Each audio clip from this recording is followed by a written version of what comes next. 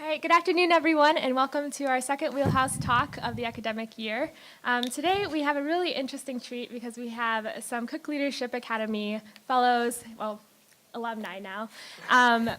But I think what I wanted to touch on first is for those of you who don't know about the Cook Leadership Academy, it is a gathering of 40 undergraduate and graduate students from the greater Grand Rapids area. And we're engaged in questions of what is ethical leadership and how do we apply it in our lives going forward.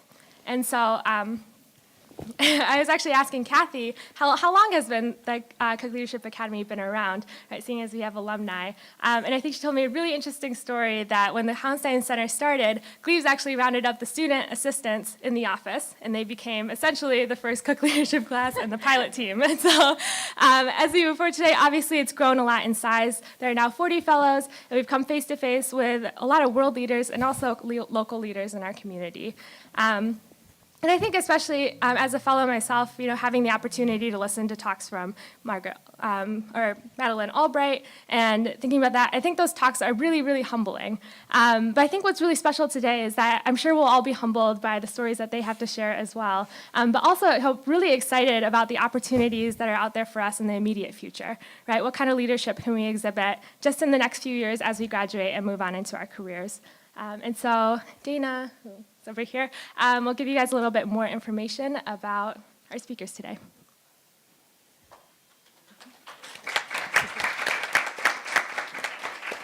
Hello, everyone. I'm honored today to introduce 4 exceptional Cook Leadership Academy alumni. Allie Bush is the Public Policy Coordinator for the Government Affairs team at the Grand Rapids Area Chamber of Commerce. There she works on issues ranging from education to tax policy. Previously, Allie has worked in the Michigan House of Representatives as a policy advisor for the House Republican Policy Office and as an administrative assistant for the city of Rockford. Austin Dean is the co-founder of Failure Lab, an organization whose mission is to eliminate the fear of failure and encourage intelligent risk-taking.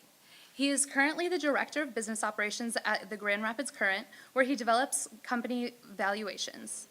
He previously has worked as an analyst for the Charter Group and the Center for Entrepreneurship and Innovation. Juliana Nahas-Vilo is the Communications Coordinator for Varnum Consulting. There, she works in social media marketing and external communications.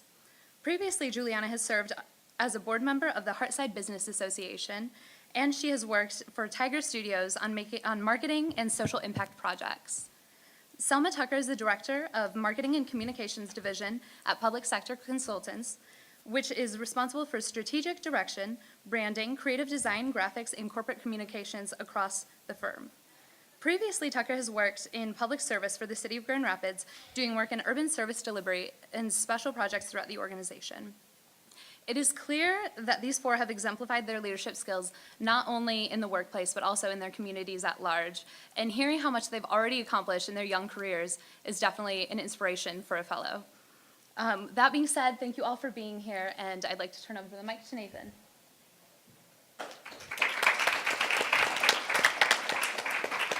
Hi, I'm Nathan Mayman. I'm a third-year fellow, and I will be today's moderator. We have 5 prepared questions for our 4 guests. I'm going to start going down the line. However, if any of you would like to speak up to answer the question first, be my guest, you're more than welcome to. So I think we'll start with Selma down on the end. Could you talk about your experiences in the Cook Leadership Academy, how long you were in the program, what did you take advantage of, and what were your key takeaways from the program? Sure.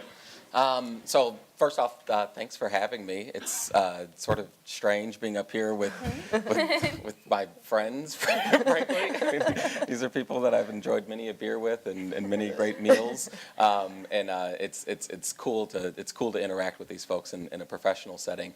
And I'll tell you a really good springboard for even the relationships between the 4 of us was here with the Cook Leadership Academy. When we started, it actually wasn't called the Cook Leadership Academy, I don't believe. And it was later named the Cook Leadership Academy. But I started my sophomore year of undergrad, which was way back in 2006, which I think was the first year that it wasn't just the student assistants in the office, and they were actually bringing in people from the rest of the university.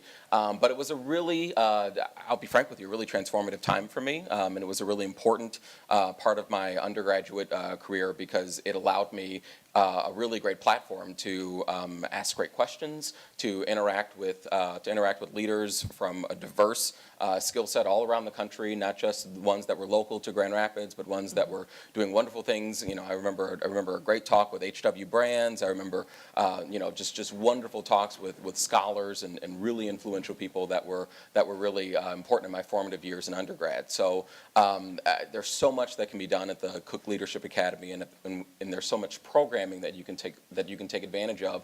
And I did for a pretty long period of time all through undergrad and through the first, I think, 2 years of my master's program when I said, you know, it's probably time for me to give up my seat so someone else can take over. I think I was the first president of the Cook Leadership Academy, and it was a fantastic springboard. Great introductions, great place to refine your ability to be able to introduce yourself to people. It's a great place. It's a great safe space for you to ask questions. It's a really safe space for you to learn and grow. So there's a lot here, and you should absolutely take advantage of it. So it's very important, and I use things I learned in the Cook Leadership Academy to this day. Allie Bush here. Thanks. I also will reiterate, thank you for being here. And it is interesting being on this side because my story is actually really similar to Selma's. I started when there was probably about like 5 of us in the Leadership Academy. And so it's been fun to see it change from that point. But so I think I joined, I don't remember if it was a sophomore or junior, and then I stuck around into grad school. I remember a mentor joking that I was just the kid that kept coming back. So you couldn't get rid of me because there's so much good stuff going on here, and there are so many opportunities to learn from community leaders, national leaders, students. Education in the classroom is wonderful, and it's why we all went to college. But the learning that went on at the Leadership Academy was different, and it was not only challenging you to think outside of your normal realm of your studies, but it was also learning and challenging yourself to communicate with others from different spectrums and different mindsets and studies. And so it really helped prepare, I think it's such a pivotal opportunity for preparing for the workforce and just refining yourself as an individual growing into that young professional that you are. So I'll keep it short just because I agree. I second everything Selma said. Yeah, I have to agree. I don't know if there's too much more to add. Just take advantage of all the opportunities that are afforded you in this group. And I think that that's how we all became friends, was we took advantage of those opportunities and those relationships, not only with the mentors, but with each other. Yep. Because each of you are truly future leaders. You're all doing cool things now or are going to be doing cool things soon that you can then bring other people in on that you met in this group, because they all have interesting perspectives and abilities that you can draw on later. So definitely network within each other. And all of the events that you get invited to, the Econ Club luncheons, the dinners, go to every single one that you can, because first of all, they're really fun, and you get great meals, and you get to get dressed up. But also, they teach you good skills that you're going to need as a business person later, because you will be going to those events. Whether you stick around this area or you go somewhere else, every community has an econ club. Every community has those kinds of events that you should know how to attend and network and eat and talk to the person next to you. And practicing those things now is, like Selma was saying, it's a super safe space and a very low-risk way to start to acclimate yourself to that world. And the last thing is, in my own personal experience in the Leadership Academy, I joined when I was a master's student. My second year took me 3 years to complete my master's. I was working and going to school at night. And I've always been somebody who just tries new things. I apply for everything. I don't know why. I just like to try lots of different things all the time. So when I saw the opportunity for the Leadership Academy, I didn't know a lot about it. I just sort of applied and thought, it'd be great if I got in, whatever. And I got in. And then after a year, at the encouragement of Gleaves and the former associate director, Brian, they encouraged me to become president. And I was the second president after Selma. And I've told them this before, but I never really thought of myself as a leader until somebody told me that I was. And that's what I got out of this group. You're all being told by being a part of this that you are a leader already. You have that within you. And sometimes you just need that little boost of confidence, I think, to really become fully who you can be. So it's been really important in my development. Well, thank you for having us here. I was telling some folks at the table in the other room that it felt like I was coming home being here. It felt like these are faces that I haven't seen in a while, and it was really nice. So thank you for having us back.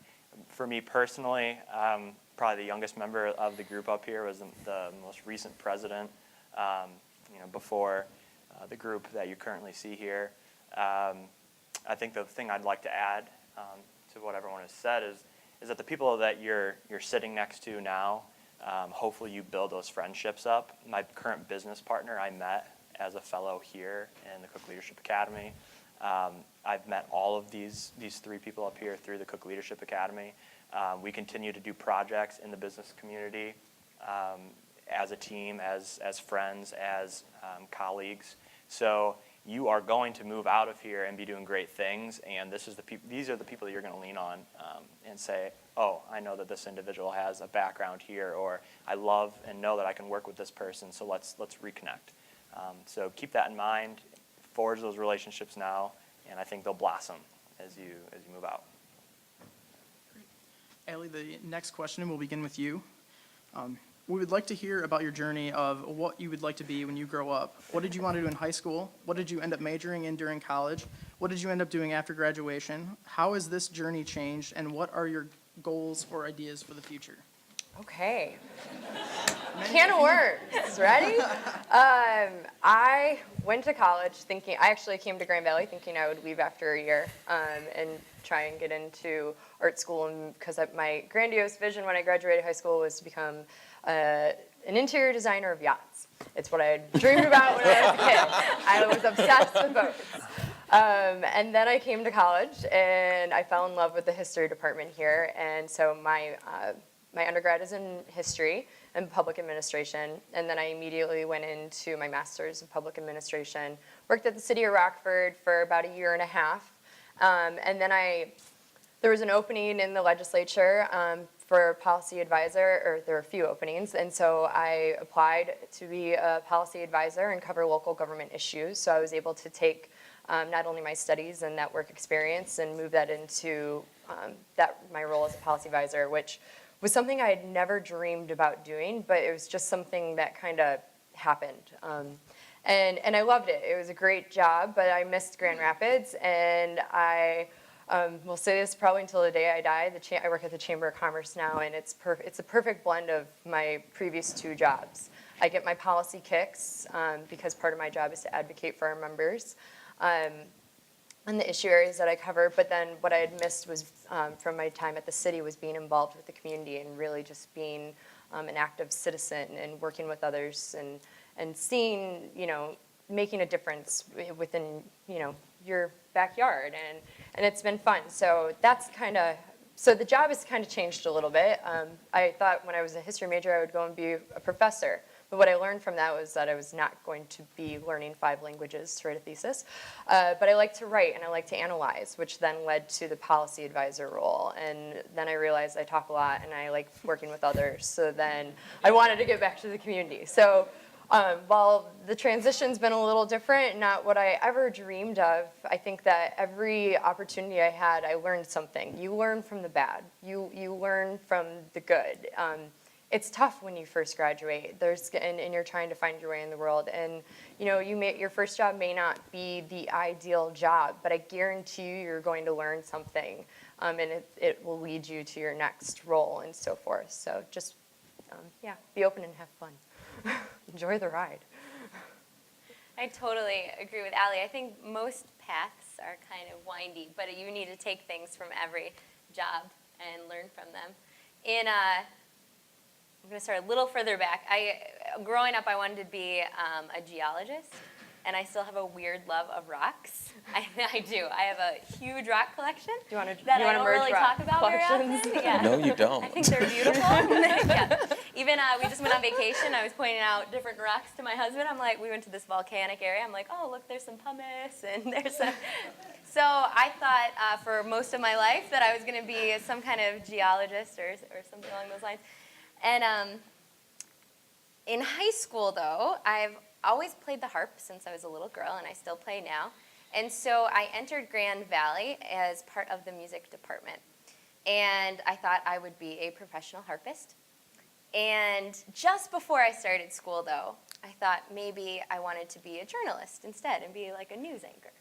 So I started off as a music major, and then my harp teacher actually told me, you don't need a piece of paper in music telling you can play music, so pick something else. So I don't know if that was great advice or not to any music majors in the room, but I took her advice, and so then I switched to communications because I thought maybe I wanted to be a journalist of some kind. And then I did a lot of switching, and it's kind of a habit of mine. Then I switched to education, then I switched back to music, and then I took a Psych 101 class and was talking to a friend who hated his Psych 101 class. I was telling him how much I loved it, and he made a joke and said, well, why don't you just major in it? And I was like, great idea. So I majored in psychology and minored in music and French because I thought French was cool and I wanted to study abroad. So and it worked out really well for me, actually. I loved having a lot of different areas of study. And what you find later, and this was, I think, Allie's point and my point as well, is that it all comes together in some weird, interesting way. So after college, I had a full-time job with the Grand Rapids Symphony. I started with an internship there my senior year, so I definitely recommend internships of some kind. Turned into a full-time job.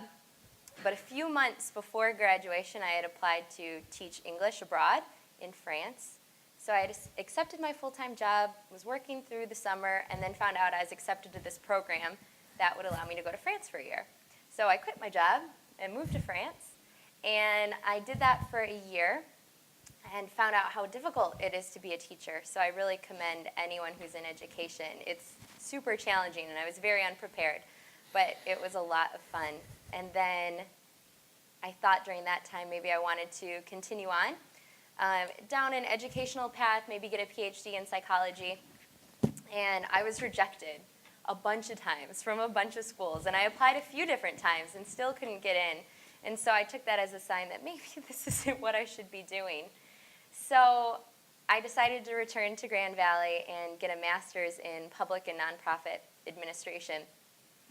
And that jump, I started to really reflect, anytime that you try to do something and somebody keeps telling you no, you don't have the grades, you don't have the coursework, you're not what we're looking for, it's a good opportunity to look at yourself and determine what is it that does make me unique and what is it that I love to do. And I thought to my internship at the symphony and my love for music and realized that I wanted to be in some sort of creative profession. And I thought, being around the arts, being someone who supports the arts and helping making it happen, that's really what I'm interested in. So that's why I went back for my master's in nonprofit administration so that I could be effective doing that. I worked at Priority Health. I worked at a design firm, Tiger Studio. It was in my bio. And there I learned a lot about design and supporting creative people again, which was something that I really enjoyed, but this time I was in marketing. And then landed myself at Varnum Consulting and have continued in marketing. And what I love about that role is that I get to do a lot of creative writing, copywriting for our website, social media, press releases, and I think that that's a lot of fun. And then on the side, I still play the harp, and then I just started a stationery and design company because, why not? But I think the key is that you learn something from every job that leads you to more to who you are. And it's just making sure that you're open to those changes and open to the different things that you can learn along the way. So my story is somewhat interesting. I'm from Ohio. I fouled a girl up here when I was 18. Terrible idea. It lasted about 3 months tops. But I loved Grand Valley. I loved being here in West Michigan. I was going for biomedical science. Chemistry weeded me out so fast. I was like, that's just not my thing. Ended up going into anthropology. Loved anthropology and started going down that path. And a year and a half in, I was like, God, I need to make some money. So the practical side of me said, okay, we need to switch. So I went into finance then. And when I know, huge jump, right? So I'm in finance at Grand Valley, and coursework for me was never, I just did it to get by. I was good enough at it. But for me, it was more about the extracurricular things. I always found more value in doing stuff at the Howenstein Center, doing things in group settings. The curriculum piece wasn't all that much interesting to me, which led me to get into entrepreneurship in the first place. So I've worked on 5 startups now, 3 of them, I've co-founded. And that all started in undergrad. Got my first taste, failed after about a year and a half, got back into it, ended up here at the Center for Entrepreneurship, working with a lot of creatives, people who have ideas, and I just kept taking small jumps. I got into finance at Merrill Lynch, big company, way too big for me. A lot of hierarchy, just not my cup of tea. Then I went into more of an analyst role in a small firm. Great, but it didn't give me the autonomy I wanted. I kind of had that mentality of I want to make an impact now. I want to see the product of my work. So that setting wasn't good for me either. And finally I settled on, well, I need to be doing entrepreneurship. I need to be at least working with people of that same mindset. So today I work at an incubator, GR Current. I love it. I still don't know what I'm going to do long term. I absolutely believe I'm going to be a founder or a CEO of a company, wherever that might be, whatever it might be doing. It took me a while to realize that I always thought I was the creative one, that I had these great ideas and it was going to be my idea that pushed forward. It took me about 6 or 7 years to figure out that it's other people who are the creative ones and that I was going to be the one to help bring their idea to fruition. That's where my strength's at. So it took me a long time to figure out and come into my own self and say, I can be creative in my own skill set here, and I'm still learning what that is. So that's where I'm at. Interesting. I had an answer for this, and not dissimilar from any of the other stories that were here, but this was a really good opportunity for me to sort of sit back and reflect on, Selma, you're here now. How did you get here? Why are you even in this space, and why are you so happy? Seriously, no, because it's a bit of a fluke, to be really honest with you. So even if you had told me, I don't know, 5 years ago when I was an undergrad, that I was going to be working at a relatively small private firm, helping to run it and helping to do strategy and doing policy work all over the state. And if you had told me that, I would have told you, there's no way I'm working for a private company, number one, and there's no way I'm going to be doing it in something called marketing and communications, which is very, very, very strange. Like to be here and to also be happy is a really strange place for me. But I wouldn't be at any of it, quite frankly, had I not. So going back to high school a little bit, I wasn't a particularly driven person. I didn't want to go to college. College wasn't on my mind. It wasn't where I wanted to go. When I finally sort of made up my mind that I had to get out, I had to leave my house. I had to go, and I told my mom. I said, "Hey, Mom, I'm gonna go. I think I'm gonna go to college." And she looked at me and she said, "What are you gonna go to college for? You'll never make any money going to college." She said, "You should pick up a trade and go to Flint and flip houses." This is what my mom told me, and I said, "I'm not particularly good at hammering pretty much anything. I can't imagine that I could do very well at flipping houses, but." Seriously. Frankly, the only reason I went away to college is because I had to get away from home. As a gay black kid in a small little town, I had to go away because I had this thing that was really scary that if I didn't sort of understand, was going to eat me alive. So I came to Grand Valley. I thought I wanted to sing once upon a time. Austin and I actually met singing at the University Arts Chorale. And I sang all through undergrad, and still love singing. And I sort of figured out really early on just how fortunate I had been, even in my own current situation, when I was in my situation when I was at home, when I was in my small town and living where I was living. I was really fortunate. I was really fortunate to have the services that I had.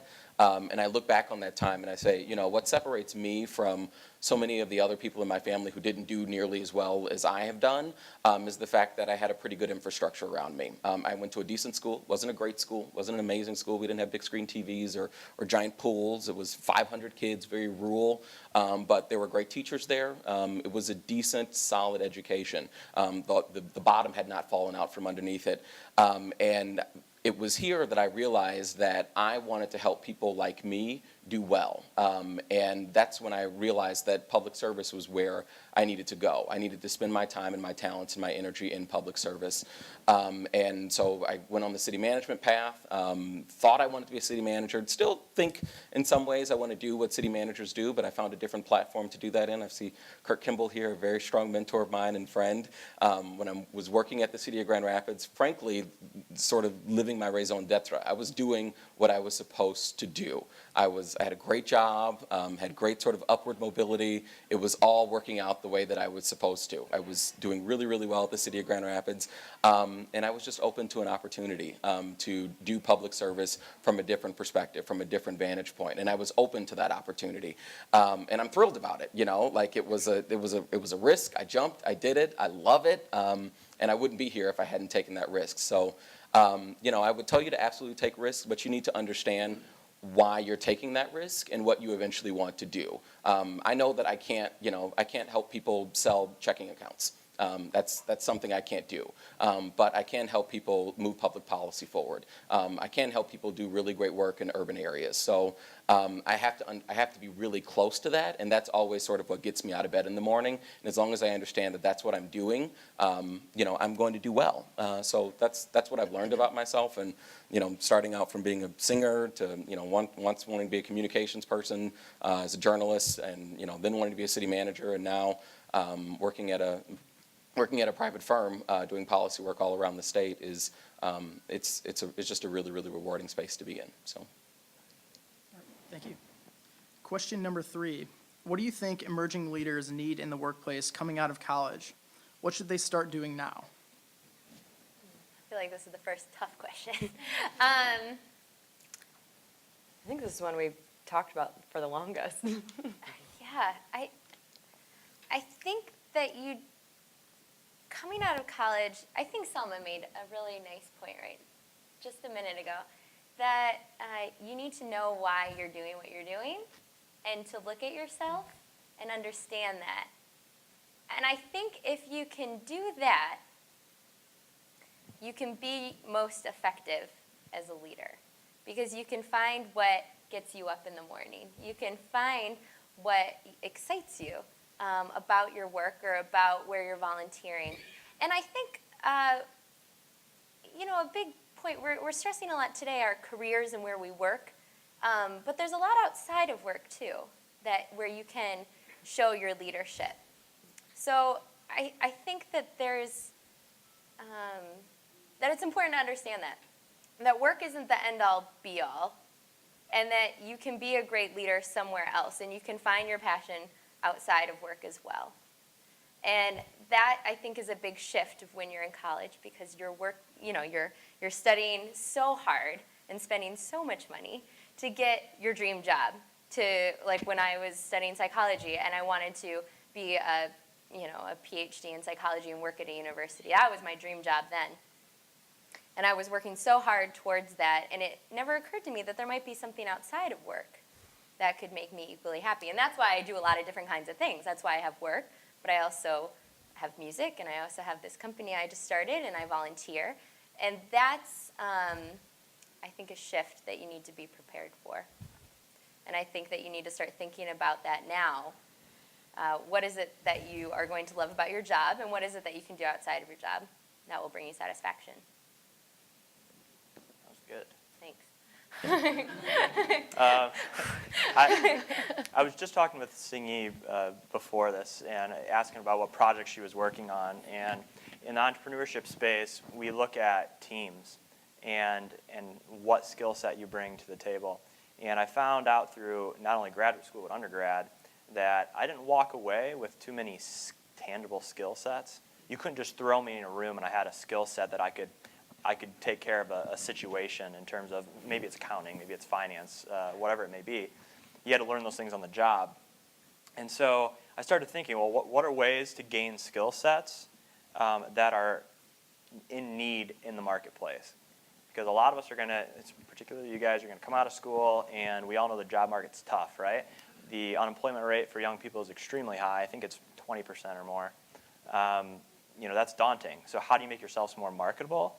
And I think it is building the skill sets. So in the example of Singy, I said, well, great, you're doing computer science. I'll tell you what we're looking for on the entrepreneurship side. We're looking for people that can code in Python and Ruby. And great, you're looking at linguistics. Well, I happen to know a couple companies who could really use maybe that skill set in terms of writing out their platform. Let's have a conversation. So it's learning what's available in the marketplace, that skill-based positions, and how do you teach that yourself? How can you teach yourself how to do that? Is it going online, finding a free resource? Is it through a mentor who's willing to walk you through learning that before you even get to that first job? These are all things you can put on your resume and really shows that you can immediately bring something to a team. So I'd say build skill sets, find a way to do it cheaply. Real quick, I'm going to add, if you haven't been on Skillshare or lynda.com, I'm huge fans of those sites. And I wish I had known about them earlier. They are very inexpensive ways to get lots of skills like that, coding, design, things that will be useful later to you. Austin's going to love this. And he knows where I'm going already. I'm going to disagree with him a little bit. I don't think it's totally about skill sets. I sort of take for granted that you've already got the skills and that you'll get the skills. What I think that you should spend, I do think that I don't mean to be flippant. It's an important part of the battle, and you need to know how to do things. That's a true story. But I often tell even some of my own friends, you've got to get from around the paper. You can't let paper speak for you. So putting all your skills, putting everything that you can do on your resume, and working feverishly to be able to have this really, really nice resume, that's just a start. And really where I think young people would be well advised to spend some time, some really reflective time, is really thinking about, number one, what makes you special, and number two, why should someone trust you to do anything? Because what someone is looking for, at least what I'm looking for, or even my colleagues and the people when we're hiring someone, I need to know that I can trust your instincts. I need to know that I can trust your judgment. I need to know that when you are faced with a difficult decision, that you know how to exercise restraint. I need to know that I can trust that when you have something that's going to be hard, that you're not going to shrink. I need to know that you're able to sort of navigate really sort of tough scenarios that isn't necessarily just sort of skills based. I understand that you can run a regression, you can probably do bivariate analysis, you can do all this sort of data stuff, and I'm really excited about that. And there are lots of people who can do all those things. But frankly, when I look to hire someone, or when I would think some employers are looking to hire someone, they want to know that they can trust the other person who's on the other side, and how do you engender that trust? So that's what you sort of have to, that's what I think, counsel in addition to Austin's. I think it's a space where you can spend some time, figuring out how to let people in on how you think, and let them know, this is how I come to a decision, and this is where I spend my time, and this is how I know I can be successful. Like, I know I need a lot of structure, or I know that I need space. You need to be able to articulate those things that isn't just on a resume, that aren't just verbatim skills. I can do a profit and loss balance. I can do a profit and loss sheet. Those things are important. But I think when it comes to actually hiring someone, I need to be able to trust you. That person needs to be able to trust you. So how do you engender that? All good points. So I thought a lot about this question because we were given, these first questions in advance a little bit. We talked a lot. We had met for dinner and had a very long conversation on this, and everything kind of went all over the board. So I think having so I'm going to kind of reiterate a little bit of what everyone said, but then also dive into another one. I think it is so important to have passion for what you're doing. And you might not be the most passionate about every job that you end up having or every internship, but being able to find something that you're passionate about in that experience, so that way you can be engaged and show your worth and really, I think it lets you to have better results if you are engaged and have that passion. Internships, I can't express that enough. I had 3, I think, and you learn so much from every single one. I learned that I talked so much when I worked at a museum, and I was going to die a slow death if I had to sit and be quiet all day. And that's actually what my boss told me there. So By whose hand? he was a very loud man, and he's like, I've died a slow death. Don't follow in my footsteps. Okay. So I think having those internships and building those skills are so important. Trust, you can only go so far in your career if you are not trustworthy and if you can't convey that. It changes everything. It is your lifeline to success. But communication, I think, at the root of all this is what I would say the biggest thing that you need to have, and Selma touched on it a little bit. You need to be able to communicate not only your skills and what makes you special and your passions and how you can benefit an organization or a company or whatever in life, but you also need to be able to communicate and work with others, whether it's a team or it's individual. My last job, we were a lot of our tasks were all individualized, and we covered our issue area, but at the end of the day, we had to be able to communicate back to the larger group everything that we were doing, so that way we were on the same page. I would say at the chamber, we work we have kind of our silos, but at the same time, we all really work together, and we thrive because of our ability to work together and know what's going on.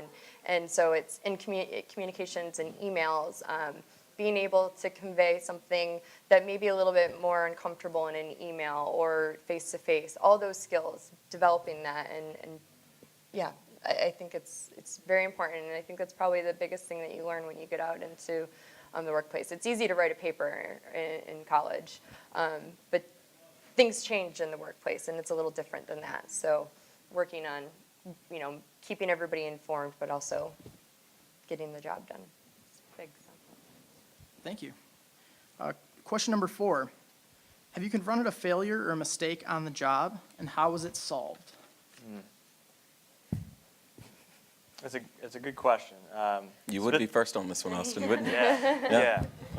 With my company being Failure Lab, and we're supposed to talk about failures, right? Most recently, my company I work for, GR Current, we're going through somewhat of an audit, and that's basically we have city and state tax dollars that we use to put on the programming that we do, and if there's ever a mistake in the budgets or we're not hitting milestones, that really comes back and falls on me, falls on the group. And we just went through an audit, for example, somewhat of an audit, and we're not hitting some of the key milestones. And the thought is, well, who's responsible for that? Is it the team? Is it the organization? Is it because we were constrained in some way by external forces? Why didn't we hit our milestones? And for me, I take responsibility for that because I'm in charge of making sure that we hit the milestones, saying, oh, we're behind schedule, or oh, we're ahead, we've hit this one, we can focus on other ones now. And I have to put in this report, it's just happened, and I have to say we didn't hit that milestone.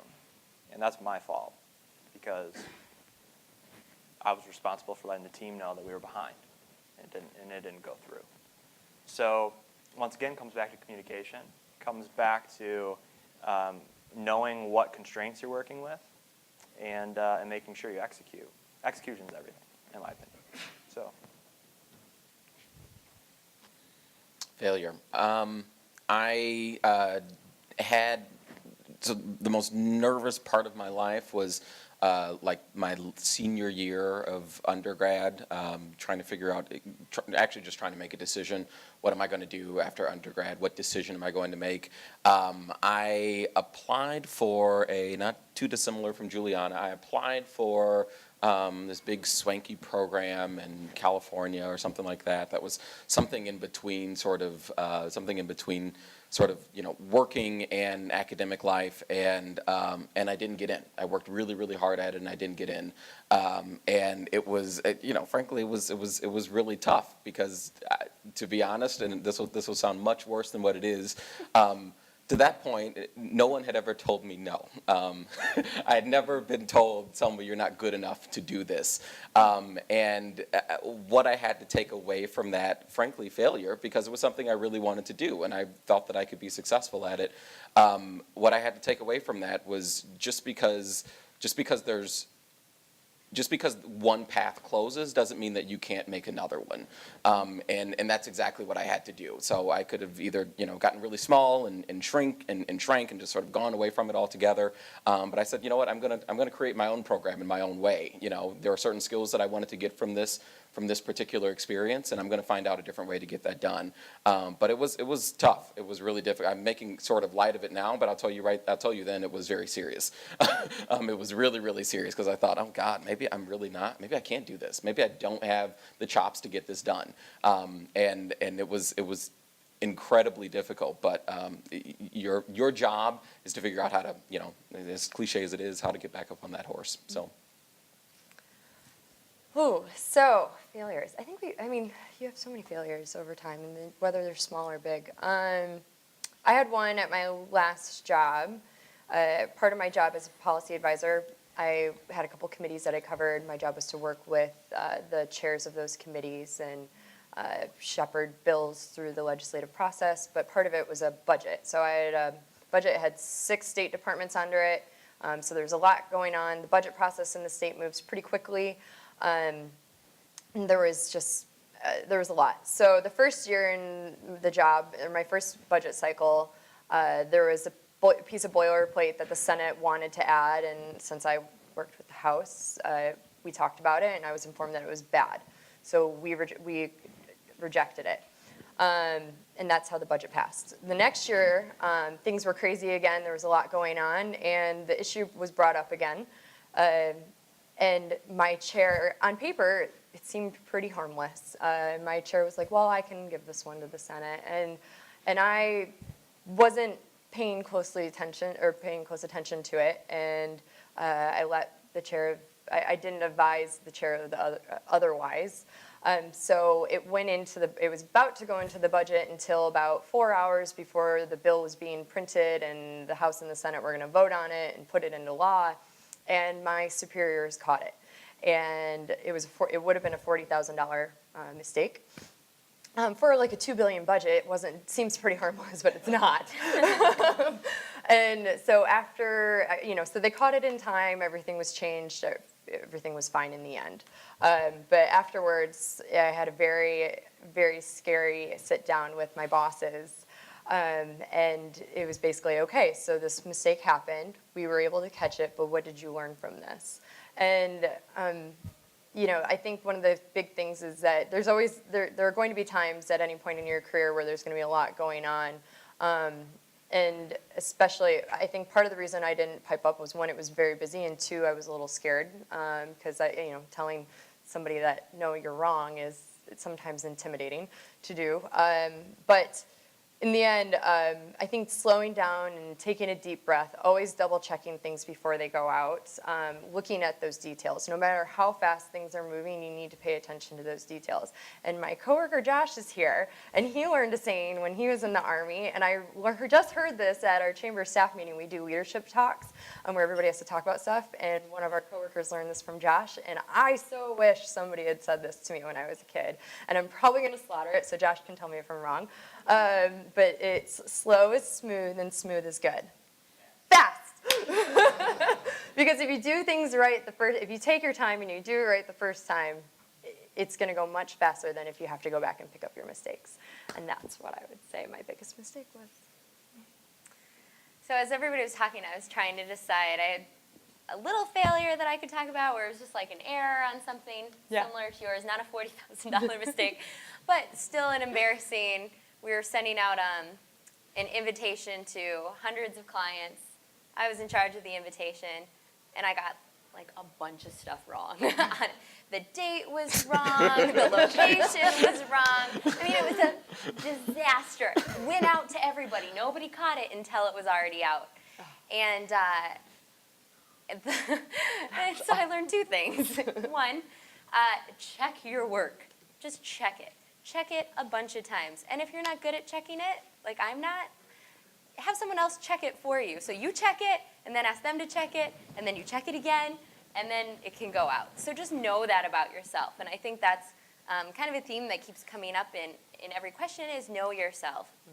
If you're not a detail person, that doesn't mean you don't have to pay attention to the details, but you have to know that about yourself so you can work on it, and you can find other people who support you and can help you pay attention to those things. The other failure, so I was debating little failure, which is just that invitation. The bigger failure, though, that I had was I was actually let go from a job. And it was one of my first real grown-up jobs. And I got fired big time. And I think the hardest part about that was similar to Selma, was I had never really failed before in that way. And at first, it was devastating, and I think it's something that a lot of people don't talk about, getting let go from a job, because it's embarrassing for some reason, but it happens to everybody. And that's, first of all, the most important thing is that it happens to everybody at some point. And for a while, I felt like maybe I could never find another job again. I mean, maybe there was something fundamentally wrong with me that I, failed at this job. But after having some glorious time of unemployment to think about my life, what I realized, and that's the truth, it actually was pretty glorious. But what I realized was that, it was partially me and my performance at that job, but what it was more was that I didn't like the job. So I didn't bring my whole self to work every day, and that's why I got fired, was because it was obvious that I didn't like it.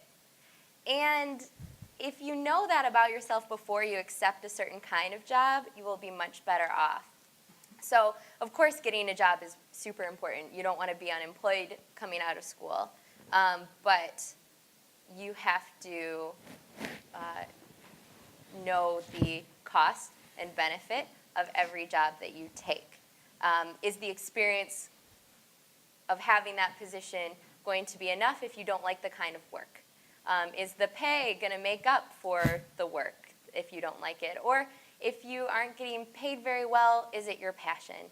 And just really understanding that about yourself and not lying in interviews. If somebody asks you, would you like this kind of work? And you say, of course, I would love it. And you would hate it. Don't tell them you would hate it, but you might want to think about later, is that really the kind of job that I will be good at and that I want to take? And just being honest with yourself and with your future employer, and it'll save you a lot of heartbreak. But of course, like Selma said, you just got to get up and you keep going and you figure out more about yourself along the way. Thank you. We just have a few minutes left, so I'm going to open it up to the floor for just a few quick questions. Kurt? Yeah, I don't have a question so much as an observation I'd like to share with the group. I've been listening to each of you, and there's a couple of things I think you have as common denominators. One is that you were flexible and adaptable. You may have had a vision in mind for what you would be, but you took advantage of opportunities that presented themselves to be redirected. And life is like that. I think you can have a plan, but those that have been ahead are open to adaptation. The other thing I think, Juliana, you said is say yes to everything. Volunteer for anything that's asked. In my line of work, people that said they'd do anything for me, they got overloaded, but they got a lot of experience and grow and stretch every time you say yes to something. So do that. Take advantage of those opportunities. The third thing is you all have a special sense of self-awareness. That's really, really important. If you put on the mask or if you pretend to be something you're not, or if you don't understand that the job that you're in doesn't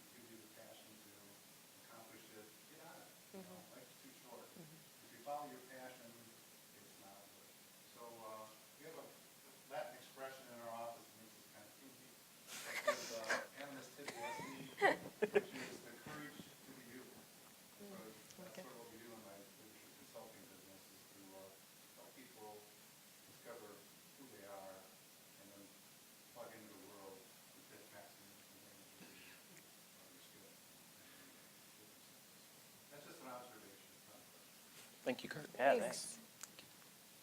I was just wondering if any of you have had a significant ethical quality which you had to face in your professional career, and I'm not so much concerned about what the issue was, but more the process you used to overcome that, who you turned to, and what the result was. I'll start. Oh, okay, I'm sorry. Austin's question was if we had an ethical, I'm going to summarize it, if we came up against an ethical situation in our experience and how we overcame it and who'd we turn to. So I came up against an ethical situation. I'm not going to get into it, but it was very challenging, and it dawned on me when actually I knew I was frustrated with the situation, but I went to grad school, and I will never forget the day in class. The professor asked a question. We were talking about ethical situations and how to handle them in my public management course, and I just lost it. I just ran out of the room, and that's when I realized I needed to do something about it. And so I remember turning to those who were around me. I not only turned to my close friends and talked to them. I actually believe it was another close friend of mine that was part of the Hauenstein Center, because we do rely on each other. I mean, we challenge each other, we rely on one another. But then I also talked to those who were above me and who had more experience in how to handle it. I don't remember. I basically ended up leaving the job shortly thereafter. But nonetheless, because I just felt it wasn't a good situation for me. I did have some conversations with HR, and so things were handled that way, because there's always a process. You know, I was advised by my mentors to go to HR, and so things were taken care of that way, which is usually a very, very safe way to go, because that's what HR is there for. So, but you learn a lot. And it will happen. It's unfortunate, but at some point you'll come up against an ethical situation but turn to those that you rely on, that you respect. Yeah, I definitely agree with what Allie said. It wasn't necessarily I don't know if this classifies as an ethical dilemma at work, probably not, but as a young woman in the workplace, and men as well, I experienced sexual harassment at work, and I didn't know what to do about it, because the person who it was not a superior, but it was just a coworker, but it made it a very horrible place to work. And I was right out of school, and I didn't know, would this person lose their job if I said something? You know, what would happen to them? Or what would happen to me? Or can I even say anything about this? Maybe it's not a big deal. Maybe I took it the wrong way. So I found a businesswoman who I trusted, and so that's where mentors, I think, come in handy, to tell the situation and get her feedback on it. And she said, go to HR. So HR is a great resource. So I did, and then they took care of it. I didn't even have to think about it again. They talked to him, and everything was fine. And he didn't lose his job, and it was just, it's just handled.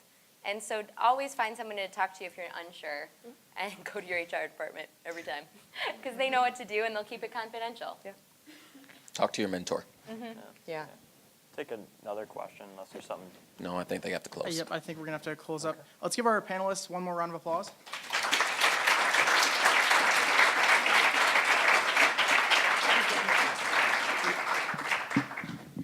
Get one.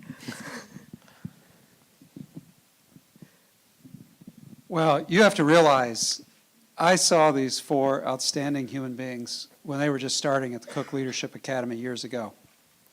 I've seen their growth. I've seen their challenges. I saw them, up close and personal when they were with us at Grand Valley. I have followed their careers since. And I think you all really express what Ralph Hauenstein and Peter Cook wanted to achieve when they met over that glass of Finlandia about 8 years ago. And they said, we want to cultivate the very best leaders in our community. And I wish those two guys were here right now to see you all. They would be so proud. I'm proud. Thank you so much.